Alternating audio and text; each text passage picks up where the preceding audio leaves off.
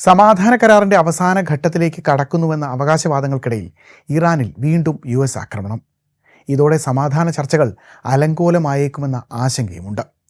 തെക്കൻ ഇറാനിലെ തുറമുഖ നഗരമായ ബന്ദർ അബ്ബാസിലും ഹോർമുസിലുമാണ് US സൈന്യം വൻതോതിൽ ആക്രമണം നടത്തിയത്. സ്വയം പ്രതിരോധമെന്ന നിലയ്ക്കാണ് ആക്രമണമെന്നായിരുന്നു US സൈന്യത്തിൻ്റെ അവകാശവാദം.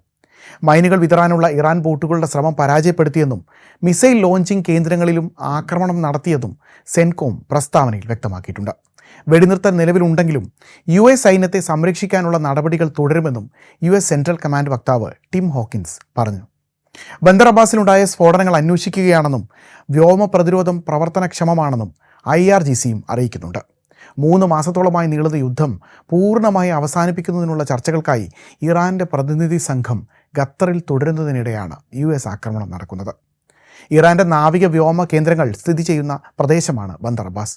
അതിനിടെ സിറിക്കിലും ജസ്കിലും സ്ഫോടന ശബ്ദങ്ങൾ ഉണ്ടായതായി ദൃക്സാക്ഷികളെ ഉദ്ധരിച്ച ഇറാനിലെ വാർത്താ ഏജൻസിയായ ഹാർസ് ന്യൂസ് റിപ്പോർട്ട് ചെയ്യുന്നുണ്ട്. ആക്രമണത്തിന് പിന്നാലെ യുറേനിയം ശേഖരത്തിൽ ട്രംപ് വീണ്ടും ഭീഷണിയുമായി രംഗത്തെത്തിയിട്ടുമുണ്ട്.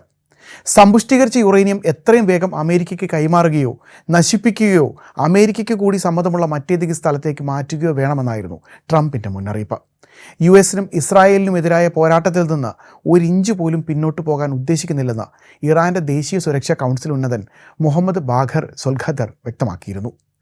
നിലവിലെ ആക്രമണം സമാധാന ശ്രമങ്ങളെ ബാധിക്കുമോ എന്നത് സംബന്ധിച്ച് ഇറാൻ ഇതുവരെ ഒന്നും പ്രതികരിച്ചിട്ടില്ല.